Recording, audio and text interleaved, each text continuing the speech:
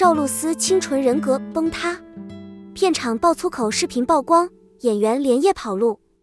每年夏天似乎都有一对充满糖分的 CP 陪着我们度过烈日炎炎。去年赵露思和吴磊的 CP 爆款给我们带来了不小的欢乐，结果不知道为什么今天又被大家捡起来了。事情的开始是有网友爆料，某期节目中有一个人气 CP 女主在片场直接对着男生大吼大叫，期间还不停地骂骂咧咧，听上去有点丧气。此外，还有一段赵露思在片场骂人的视频，粗犷的 MLGB 听上去有些难受，纯人直接被设定崩了，不是吗？其实说脏话并没有错，虽然是个坏习惯，但是在我们的生活中总会有生气的时候，适当发泄一下就能理解。但是赵露思是演员，她的一言一行都可能影响到她的粉丝，再加上她直接当众发誓，这就很不好了。赵露思拍摄传闻中的陈芊芊的后续花絮也被曝光，没想到这丫头竟然一针扎在了丁禹兮身上，不少男粉怒不可遏，纷纷在她的社交平台留言。好在后来男孩出面澄清，说是来表演的。不管是真是假，这场风波暂时告一段落。人红是非多，后来赵露思又卷入了绝命文盲事件，让大家对她的印象从没礼貌粗鲁变成了文化程度低的太妹。后续也有不少粉丝为她洗白，称赵露思其实和吴磊的关系非常好，后续还会有联系。片场没有骂人的话，但是骂人视频也没办法反驳。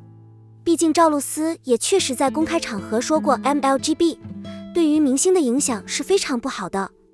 至于粉丝说他和吴磊关系好，但对于 CP 粉们砸的无路可逃 CP， 吴磊之前已经多次亲自下场拆解，早就是个弊。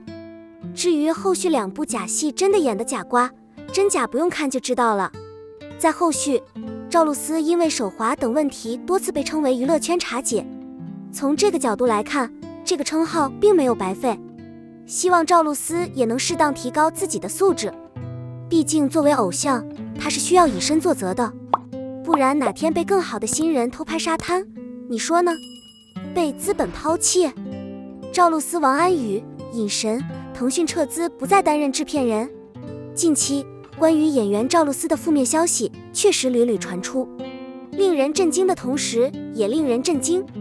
工作室前面是大牌，后面是脏话。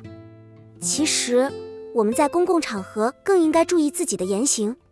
另外，近日有眼尖的网友发现，由赵露思、王安宇主演的古装仙侠剧《神隐》已经撤档，宣传海报上也不再有腾讯。这是一张2022年12月8日的海报，上面有企鹅，但前几天情人节，也就是23日、2月14日，制作人只剩下3个人了。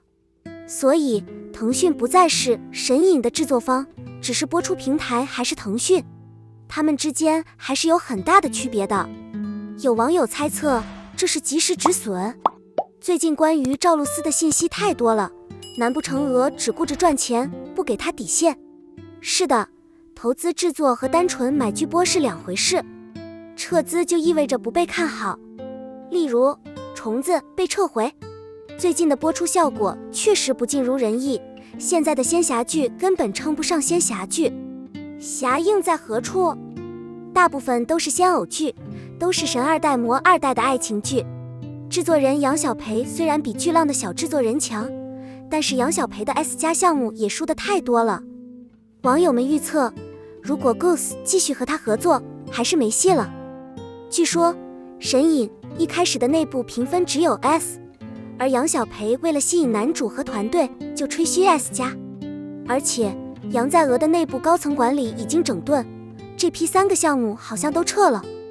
而且最明显的是，基本上女星上一部戏都拍完了，下部戏就要出来了，但是赵露思最近一直没有公布新的项目。据悉，以前的她不是这样的，很早就被传了，蛋糕也只传给了她。因此负面消息还是现在处理为宜。昨天报的问题虽然不严重，但是次数多了也不好。你怎么认为？翟小文听说王安宇被动出局，不在候补小生名单中，其实也有道理。在这几年的娱乐圈里，每年都会出现一个人气很高的演员，流量很大。按时间顺序，肖战、王一博、朱一龙、李现、任嘉伦、龚俊、王鹤棣、谭健次等。所以随之而来的行业也会做出预测，列出等待火爆的小众玩家名单，将其视为潜力股。今年的带火青年学生名单新鲜出炉，一共8个人，分别是张婉怡、丁禹兮、陈哲远、敖瑞鹏、张凌和、马伯骞、李弘毅、邓威。有的是因为有热门作品要播，有的是既有作品又有人气基础。这份榜单是根据去年的评选结果得出的，但有2人去年上榜，今年却被动淘汰，不被业界看好。他们就是翟晓闻和王安宇。被赶出去真的很不爽，不过想想也是有道理的。翟晓闻和王安宇没有被列入带火青年学生名单，确实有他们的理由。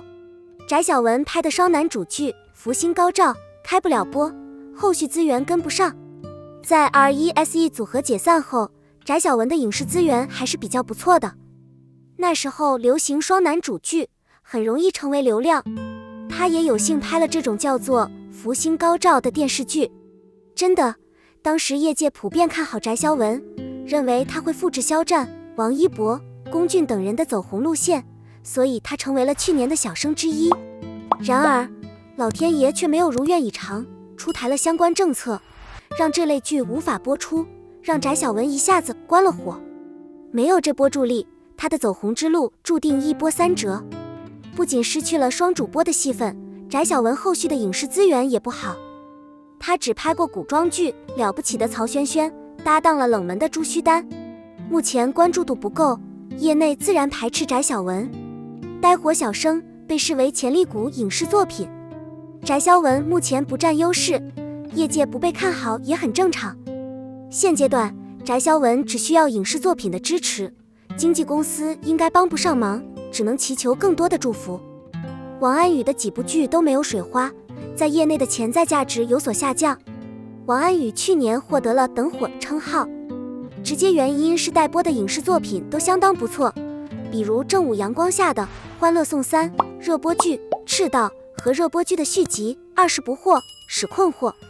只是这些剧播出后，对王安宇的支持度并不高，一年播出的3部剧热度都没有飙升，这让他很可惜。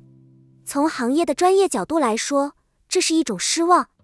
一方面演得不是很好，观众不买账，因此今年没有被列入带火青年学生名单也在情理之中，没有达到业界的预期而被淘汰。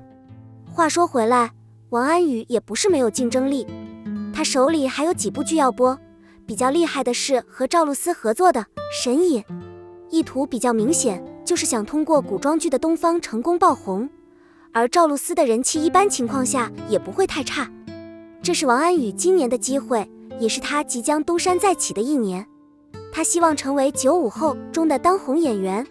对了，王安宇和翟晓闻一样，想靠双男主的戏火，但是他和范丞丞合作的《左肩上的你》播不了，只好另寻出路，放手吧。